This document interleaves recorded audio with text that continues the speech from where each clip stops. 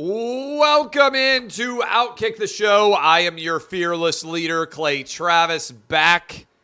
I've been on the road for the last almost 2 weeks, basically. Had an incredible time down in Tuscaloosa for the Texas A&M Alabama game. Met a lot of great people. Was down in Florida for the fall break. How much money has fall break made Florida, by the way?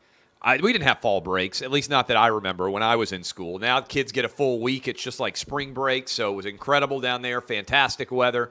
Then I went up to Knoxville, still getting my voice back from that Alabama-Tennessee epic game, which I'm going to talk about here momentarily. And then was in New York yesterday, back home now, hopefully for several days in a row. That is at least the plan. So I want to talk about a variety of different stories, but I have to start with Alabama-Tennessee.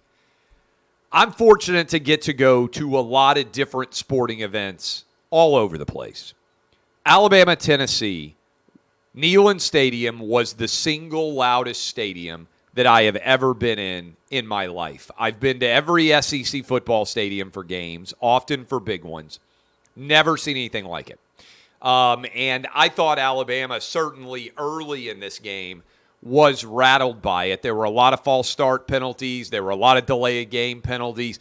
Bryce Young played incredible in this game. But I thought in general that crowd in Neyland was worth 14 points. I've never seen a crowd like that in my entire life.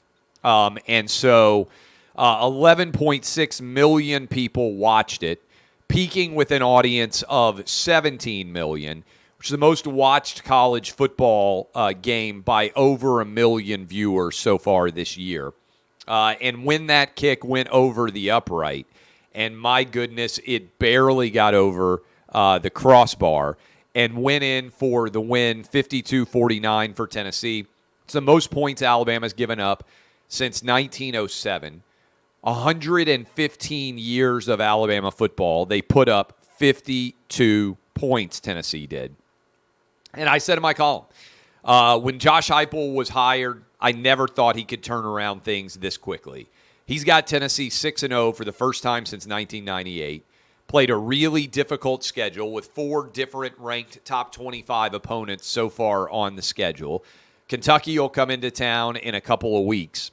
And then Tennessee goes on the road against Georgia. But Hendon Hooker, if the vote were going on right now, and if I had a vote, would be my Heisman Trophy winner. I think he's been the best performer all year. I think he means more to this offense than anybody.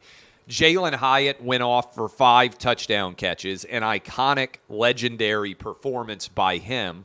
And keep in mind, Tennessee's offense, which is virtually unstoppable so far, has only punted 3 times so far in this college football season in the SEC. Tennessee's offense is still without Cedric Tillman, who was a projected first-round draft pick and has been injured since the Akron game. So this Tennessee team on offense is for real. I'm not sure if they're good enough on the defensive side of the ball. They remind me a little bit of the Joe Burrow LSU team, but I think that LSU team, I think that LSU was better on the defensive side of the ball, particularly in the secondary, than Tennessee is. But Tennessee has got a top 10 run defense. Front 7 for Tennessee is pretty stout. They're not very good in the secondary. And certainly they've been picked apart. I thought Bryce Young was absolutely fantastic. But I've been to a lot of different sporting events. That is the best time I have ever had at a sporting event. That's the best game that I've ever seen in person at a sporting event. And I'm still not over it. I keep watching highlights. I still can't believe the game that we saw. I analogized it in some ways, if you saw me talking about this, to the 1990 Tennessee game, which I remember watching as a kid in Neyland Stadium. Tennessee gets a field goal block that would have won the game 9-6. Ball ricochets backwards. Alabama recovers, attempts their own field goal to win 9-6. Crushing game for me when I was 11 years old. I feel like this was the opposite of that. Kicker pushes the ball far right. Tennessee, incredible throws by Hendon Hooker coming back the opposite direction, puts Tennessee into a position for the winning field goal. I think the ball got tipped off the line, which kind of turned it torpedoing sideways around, and it managed to barely get across the crossbar. And then it was pure bedlam in Knoxville. I found myself, some of you may have seen the videos, in the back of a pickup truck riding back towards the Airbnb that we were staying in with 3 other friends. There was just pure insanity everywhere in Knoxville. It's one of the most fun nights of my life, maybe the most fun night of my life as a sports fan. Just couldn't have any better of a time. What does it mean going forward? Look, the reality is Tennessee is still going to have to beat Georgia in Athens in 3 weeks, probably, to win the SEC East, because Georgia's unlikely to lose 2 games, in my opinion. And so the biggest statement associated with this is just that Tennessee is back as a major, prominent program. And a lot of people thought that would never happen. And certainly it finally has. Tennessee is now ranked number 3 overall, the highest ranking, going all the way back to 2001, I believe. And so the Volunteers are a prominent force right now in college football, and all is well. And I never thought that Josh Heupel would get Tennessee here this quickly, but the fact that he's been able to put this offense in place, that Hendon Hooker has been as good, what are Virginia Tech people thinking? The question is, can Tennessee make the playoff? And we'll see, right? To me right now, Ohio State, Michigan, Tennessee, Alabama, and Georgia are probably the best 5 teams. I understand people out there want to argue about Clemson or TCU or whoever those teams may be. But I think that the 4 best undefeated teams, and I'll run through my top 10 and just talk about it, but there's still so much football left to be played before all is said and done. But I thought Tennessee's offensive line handled Will Anderson really well and allowed Tennessee to run the football. Stat that probably stuns a lot of people is Alabama attempted 21 more passes than Tennessee did. Bryce Young, Tennessee couldn't get on the ground. He was electric. He was transcendent. He is, in fact, the Heisman Trophy winner. That's not a surprise. But I thought he played absolutely phenomenal football. So here's my top 10. I've got Tennessee number 1. I think if you look at the totality of resumes and you don't deal with where you had teams ranked before the season started, and remember, Tennessee wasn't ranked at all before this season started, I've got Tennessee as the best team in college football. I've got Ohio State as the second best team, Georgia third, Michigan fourth. I think that's probably who everybody has to have in the top 4.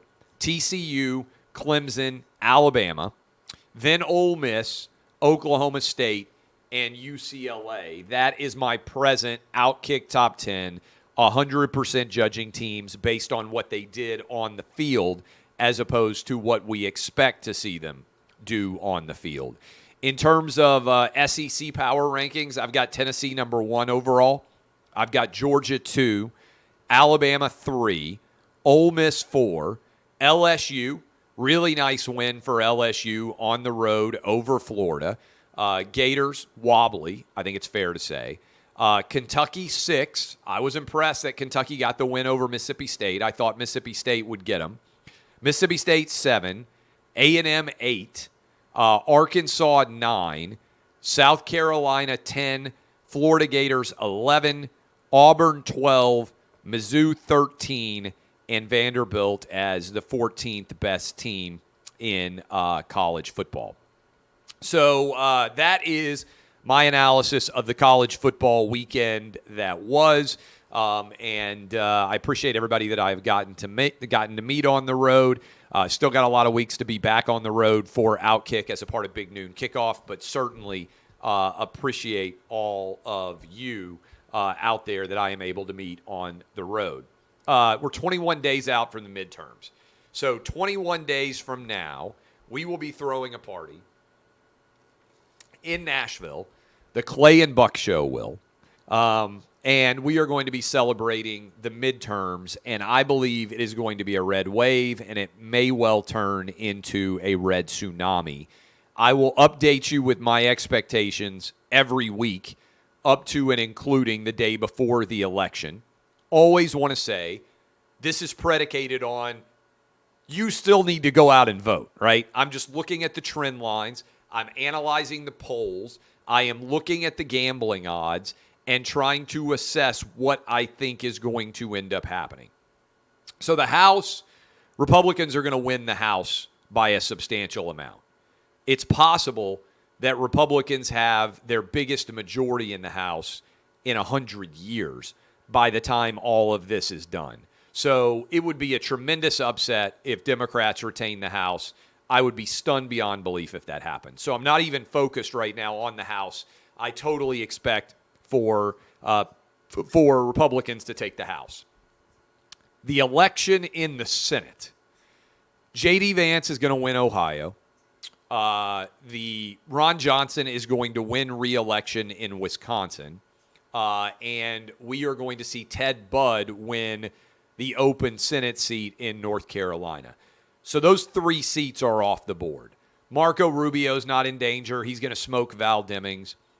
There is only one current Republican seat that is still in play, and I think Dr. Oz is going to win it because John Fetterman is an atrocious candidate. But the only place where Democrats can flip a seat is Pennsylvania, open Senate seat there. Dr. Oz against John Fetterman. Dr. Oz making up a lot of ground. I think he is going to win this election when all is said and done, and John Fetterman is going to lose because he's the worst candidate that either party has put forward for a statewide election in a competitive state in 2022. But Ohio off the board, North Carolina off the board, and Wisconsin off the board. That leaves only Pennsylvania as a potential pickup for Democrats. This election is going to be decided in Pennsylvania, which I think Dr. Oz is going to win, in Arizona, where I think that Blake Masters is going to win, in Nevada, where I believe that Adam Laxalt is going to win, and in Georgia, where I believe Herschel Walker is going to win. And I believe that Republicans are going to pick up 3 Senate seats. And if the red wave turns into a tsunami, Tiffany Smiley in Washington, Joe O'Dea in Colorado, and Donald Balduck in New Hampshire are all potentially going to win Senate seats as well. The difference is red wave versus red tsunami to determine exactly what's going to happen. In the governor's races, Ron DeSantis in Florida, Greg Abbott in Texas, and Brian Kemp in Georgia are all going to win very, very comfortable victories. I believe that Oregon is going to flip Republican, and Christine Drazen's going to win that race. I think there's a very good chance. Quinnipiac poll came out today in New York that shows Lee Zeldin just 4 points behind Kathy Hochul in New York. I think there's a very good chance that Lee Zeldin beats Kathy Hochul in New York, too. And that means you could have both East and West Coast bastions of Democrat supremacy, both Oregon and New York potentially flipping to Republican governors. This will be the first Republican governor when Christine Drazen wins since 1982's election. Think about how long that has been since a Republican won in Oregon. People are so fed up in Oregon, they're going to vote for Christine Drazen to win, including Phil Knight, Nike CEO, who I would love to talk to, but has donated $4.5 million because he's so fed up with the leadership in the state of Oregon. Phil Knight, who founded Nike, was asked about that and said he's way more conservative than Nike is. So my question out there for Phil Knight would be, first of all, I'd love to talk to you. Come on, wins and losses. Let's have a long conversation. I love Shoe Dog. I thought it was one of the best memoirs that I have read in a long time. Fabulous. But if you're fed up with what's going on in Oregon, why are you allowing the same woke politics to infest Nike as you are rejecting in Oregon? Why not stand up and defend the company that you created from the people who would destroy it on the inside with their woke absurdities. If you love Portland, you love Beaverton, you love the state of Oregon, certainly the University of Oregon in general, why in the world would you allow the same thing that has destroyed Oregon to be destroying your company as well? Those would just be my questions. We got to talk about Herschel Walker for a minute. Poll just came out showing him in a dead heat with the Reverend Raphael Warnock. Many of you may have missed it. On Friday, Herschel Walker outperformed the Reverend Raphael Warnock in a debate. Everybody out there had been expecting for Warnock to deliver a knockout blow. Instead, Herschel knocked him out. This is not just me saying it. All of the people that were just polled in a landmark poll, they agreed with me that Herschel outperformed the Reverend Raphael Warnock. The Atlanta Journal-Constitution had a similar headline. I think I've got it here. I was going to read it to you. When you get the Reverend Raphael Warnock not being supported by the Atlanta Journal-Constitution, you know that things didn't go well. Here's the Atlanta Journal-Constitution the morning after the debate. Herschel Walker headline, Herschel Walker's debate performance scores points for his campaign. And direct quote here, Herschel Walker had one mission tonight, make Kemp Republicans comfortable with him and stop ticket splitting, said one Democrat. He accomplished that as this election continues to play out. So that is a big win for Herschel Walker, and you know it was a big win if that is what is being said. It felt like he did that. That's the quote from the Atlanta Journal-Constitution's coverage. Now, so I think Herschel Walker is going to win this race. You guys may have seen me tweet about this yesterday. Joe Biden's the worst president in any of our lives. And Democrats are continuing to argue that COVID is still going on. And I'll get to that in a moment. But Georgia early voting, first day of voting yesterday was in Georgia, nearly doubled 2018, nearly equaled the presidential election year of 2020. Why is that significant? Because Stacey Abrams and Joe Biden told us this was impossible. They said Georgia had created Jim Crow 2.0. They said that this was voter suppression on steroids. In reality, Georgia, just like they did in the primary season, is going to have far more people voting this midterm than did in the last midterm.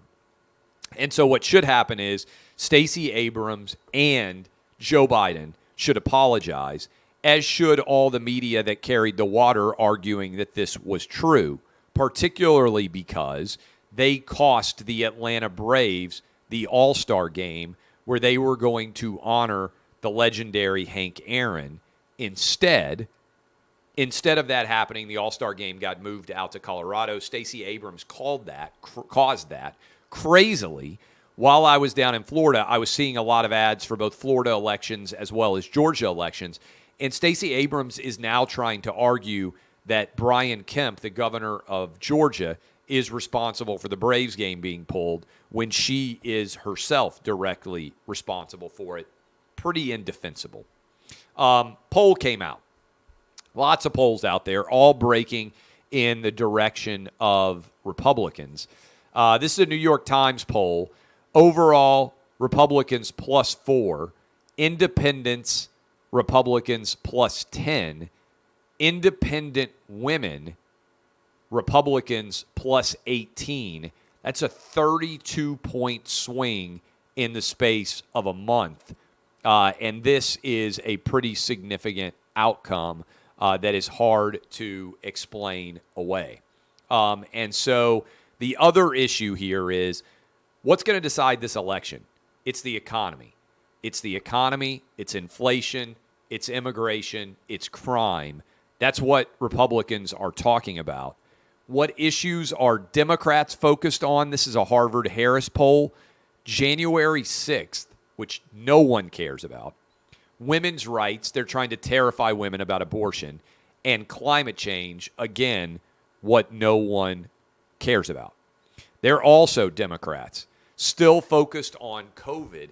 And I thought this was crazy. I was in New York City yesterday. So I went to a meeting yesterday in New York City with 3 other Fox employees. And the 4 of us showed up at this meeting, and the office asked us for either a negative COVID test or proof that you had gotten the COVID shot. And my mind was blown because this was the first time I've been asked in New York City. Now, to be fair, I avoided going to the city for like a year because I didn't get the COVID shot and I didn't want to have to deal with getting asked these questions. But I just told the girl at the front desk, I said, look, no, I didn't get the COVID shot. No, I haven't gotten a negative COVID test. I didn't tell her this, but we sat down. I was like, I was just in a stadium with 100,000 people in it. And people said, oh, that's not representative. No. These COVID crazies will take back your freedoms the moment that they can. There's still lots of places requiring masks. If you're a parent of a New York City public school kid and you haven't gotten the COVID shot, you can't go to any of their extracurricular activities still. There are thousands of employees that have been fired for refusing to get the COVID shot in New York. And just today, Mark Kelly, who is running for the Senate in Arizona, he's going to lose to Blake Masters, but Mark Kelly actually came out and said in his email that if you have not gotten the COVID shot, you have to wear a mask outdoors ages 2 and up in order to be able to attend his rally. These COVID people are insane. And we just talked about this on Clay and Buck, but I think this is important. We need to have state attorney generals in this country bring lawsuits against everyone out there who is involved in the lies for Pfizer and Moderna and maybe Johnson & Johnson as well. We've got a great employee, got a lot of good employees. I'm impressed by them. But Ian Miller at ENMSC, he shared the Pfizer CEO said in June of 2021, widespread vaccination is a critical tool to help stop transmission. That same company, Pfizer, is now saying we had absolutely no idea if widespread vaccination would be a critical tool to help stop transmission.